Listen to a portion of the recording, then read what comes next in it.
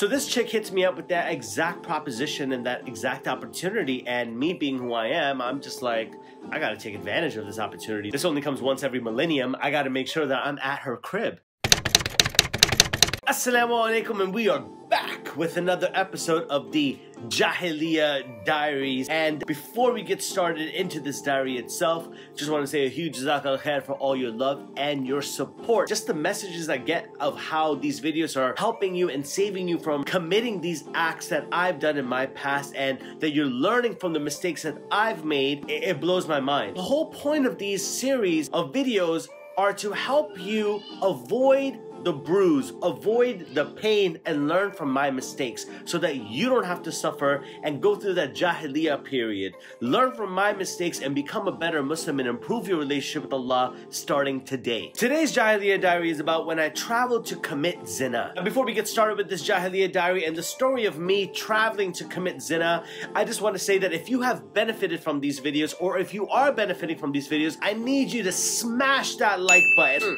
Smash it up, please. It really helps the channel grow, it helps these videos become more popular, and it helps teach people lessons. But without your support, without you actually clicking the like button and just being a ghost watcher, these videos aren't going to go anywhere besides where we are right now. So please, if you are benefiting, please click that like button, and of course smash that subscribe button as well too. You need to subscribe to this channel because I'm releasing at least 2 videos each week, and inshallah we're only growing from there. And if you are new to this channel and this is your first Jahiliya diary, welcome to the show. There's a bunch of other Jahiliya diaries that you need to go check out. Go check them and just go on a binge watch of Jahiliya diaries. Now, before you actually get judgmental and before you even hear this story of mine, you're probably already thinking some thoughts. Brother, you can't expose your sins.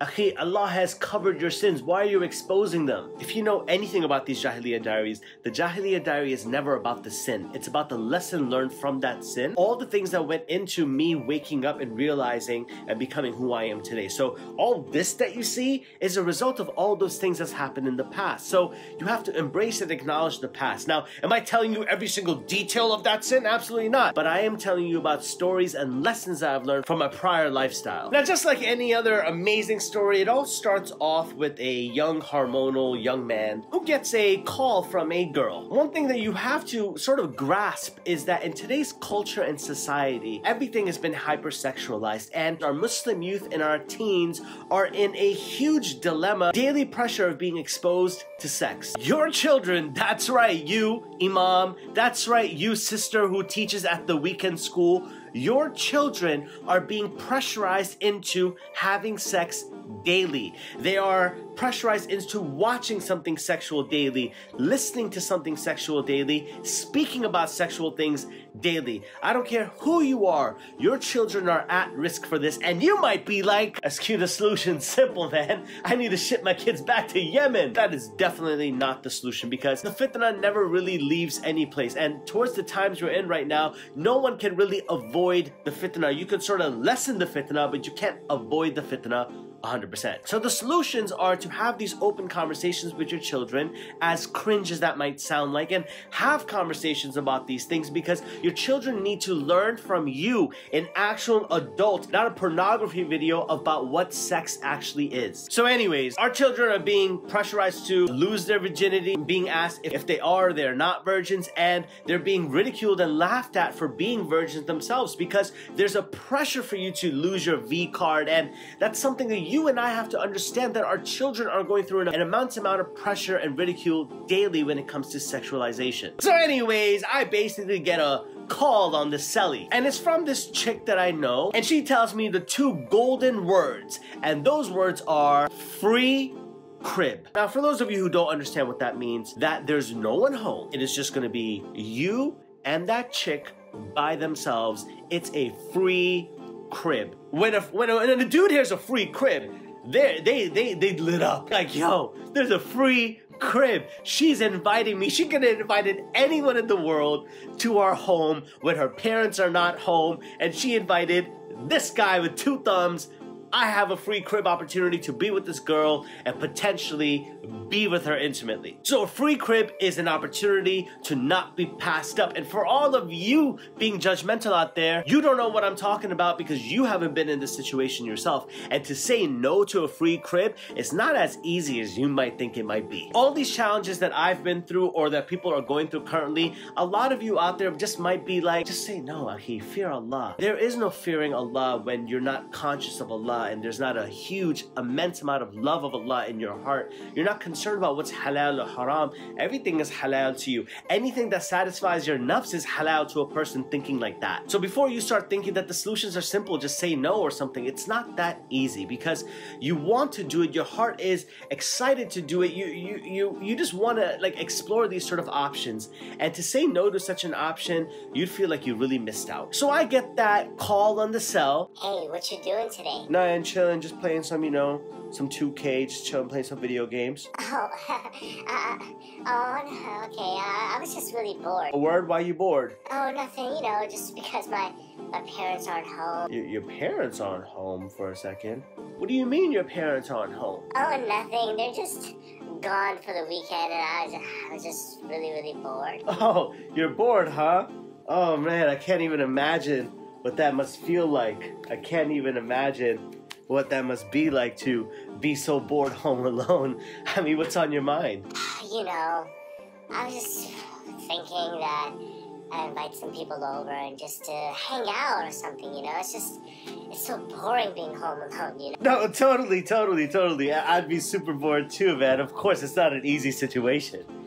So yeah, I was just wondering if, you know, like, I just want to come over and just hang out or something like that. Maybe we just eat something, relax, and just, you know, watch some TV, watch a movie. Hello? Are you there? Yeah, I'm at your front door. Being invited to a free crib or having a free crib is a huge opportunity and you don't want it to go to waste. It's a golden opportunity. It's very rare that everyone might be out of your own house if you're trying to invite someone over, or perhaps someone else's house is free. So it's a very rare opportunity, and when someone hears those opportunities, their ears light up and you immediately want to take advantage of that opportunity. So this chick hits me up with that exact proposition and that exact opportunity, and me being who I am, I'm just like, I gotta take advantage of this opportunity. This only comes once every millennium. I gotta make sure that I'm at her crib. Now, obviously, my mind is thinking about Zina. Obviously, like, you're inviting me over to your home. I know you like me. Like, you're inviting me over this late at night. What else do you think is going to be happening? At this point, I already have a stash of condoms. I'm already making sure that I'm fully prepared. I have stashes of condoms throughout my closets, hidden spaces. I have condom stashes everywhere at this point. So I grabbed some of those,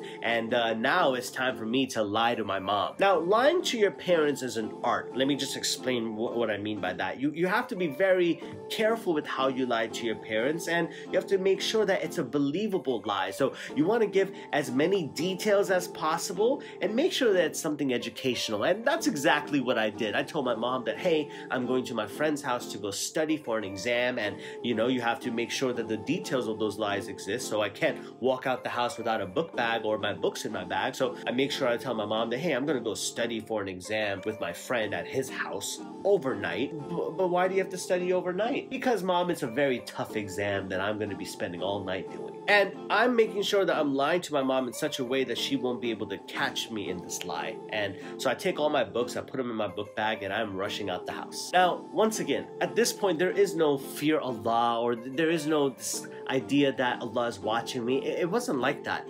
It was an opportunity. In fact, in some situations, I'm sure many other people, including myself, had felt like maybe Allah is giving me this opportunity to finally like be with women and be important. You know, sometimes the shaitan might trick us to make us feel that Allah is the one creating these opportunities for us, so we should be even more grateful to Allah for them. A'udhu billah. So I'm on the bus and I'm entering an area that I'm not even familiar with. I don't even know how to get to her crib, but you know, you Google map it, you figure it out. But I take the bus and I go over. While I'm walking over to her crib, man, I'm so excited. I'm thinking about all the things I'm gonna do, all the things that are gonna happen, and I am just like, oh, I can't wait. Now, you know what's crazy about this is, like, as I'm even reflecting about this right now, like, I'm so excited to commit zina. I'm so excited to disobey Allah.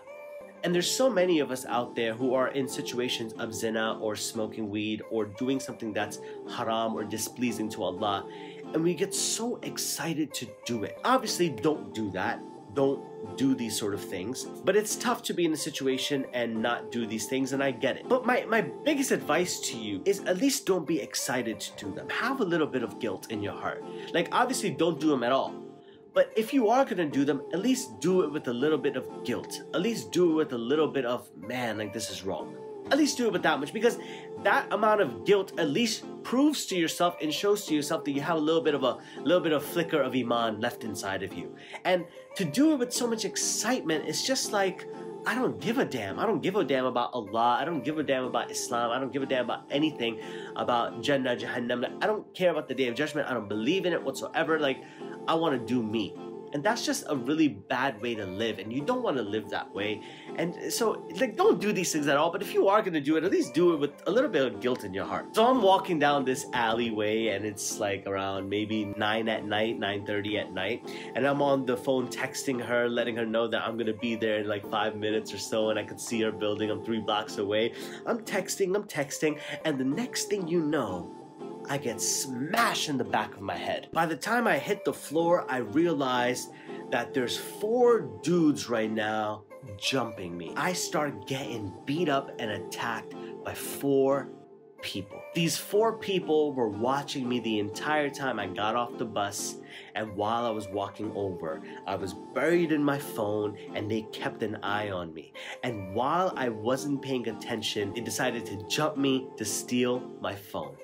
And all I remember is getting hit on the back of my head, and I'm laid out on the floor trying to cover myself, and they're just stomping me, they're kicking me, they're punching me, and they're trying to steal the phone out of my hand. And I am getting jumped for the first time in my life in the middle of the street, and no one's there to help me at all. It's the middle of the night, and I am completely alone getting jumped by these 4 goons right now. And then they're stomping on me, they're kicking me and everything like that, and they're trying to steal my phone, and I'm not giving it up, and they just start hitting my arm, hitting my hand, until they take the phone out of my hand. This was the quickest, fastest, longest, like 20 seconds of my life. I was getting jumped and attacked by people, guys. Like, it was the scariest moment ever. My heart was pounding, and when they left, I was all on the floor alone. And immediately when I was on the floor alone, I realized that this was from Allah. Allah prevented me and didn't want me to do this. Allah saw that I was lying to my mom. Allah knew that I was doing something wrong. Allah knew that in my heart of hearts, I believed that this was wrong. I was about to go commit a atrocity, a sin, a huge dhulm on myself. I knew that I was going to do something deep in my heart. Whether I cared about it or not. But Allah knew that I knew in my heart that I was doing something wrong, and I was going to go to perform, do something wrong, and I did something wrong. And I was lying to my mom. I was doing all these sort of things. And 2 blocks away, I could see that apartment. I don't get to perform zina. I don't get to commit zina. I get attacked by 4 people, like moments away from me committing zina. Those 4 people attacking me probably saved my hair after. Those 4 people saved my hair after. Those 4 people saved my entry into Jahannam. Those 4 people attacking me is what saved me from committing more zina than I could have already committed in my life. That's one less thing for me to have to worry about. Allah protected me from committing zina by getting me jumped in the middle of the streets. That's how bad I was. That's how far gone I was thinking about my own nafs and what I wanted to do with my life, and I wanted to live life on my own terms. So Allah prevented me from even committing zina, getting to her crib to commit zina, so I don't have to make choices, because I got jumped and they took my phone away, and there was no way for me to contact her. And some people walking by saw what happened, and they took me to the police station, and we wrote a report and this and that, and nothing happened from it, right? We didn't catch the people, nothing happened from it. One thing for sure, Allah saved me from committing zina. And yes, the help of Allah comes in different ways, and the lessons from Allah comes in different ways, but I genuinely believe that Allah saved me from committing zina. And it sucks that the only way that I could wake up from this was by getting jumped. It sucked that when I missed the bus or the bus was delayed, that I didn't think of that as a sign. Why did it have to be me being jumped to figure out that Allah doesn't want me to do such a thing? Why didn't I follow my intuition? Why didn't I follow my gut feeling that this is wrong?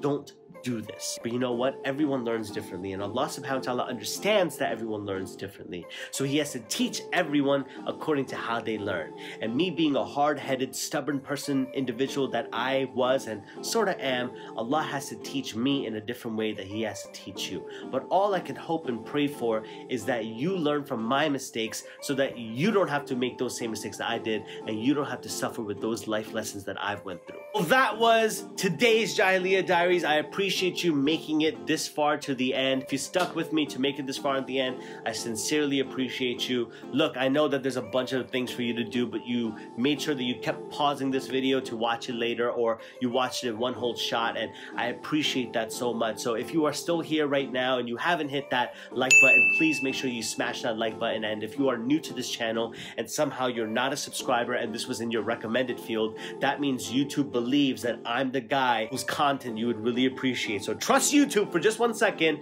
subscribe to this channel as well, and check out the whole other bunch of Jahiliya Diaries that I have, along with the other cool videos that I have to help raise your iman and boost your iman and give you a little more Islamic confidence and swagger within yourself. And this goes without saying, if you have any suggestions for future Jahiliya Diaries, or you just want to talk and you have some questions that you want to get answered, please make sure that you hit me up on Instagram or in the comment section below, Wayoflifesq. Please, let's connect via Instagram. Please follow me on Instagram as well. I upload daily videos on Instagram, things that are exclusive to Instagram. So please, please, please follow me on Instagram as well too, and send me a message over there if you want to connect. I'm very, very active on Instagram. So if you send me a message, 99.99999% of chance you will get a response back from me, inshallah. Now, a future Jahiliya Diary I'm hearing a lot about making is how I got my tattoos. Let me know in the comment section below if you think that'd be a really good Jahiliya Diary that you'd be interested in listening to, or in the comment section below about any other Jahiliya Diary that you'd be really into. Goes without saying, it means a lot to me that you watch this video, and please make sure once again that you have hit this video with another thumbs up. I cannot stress to you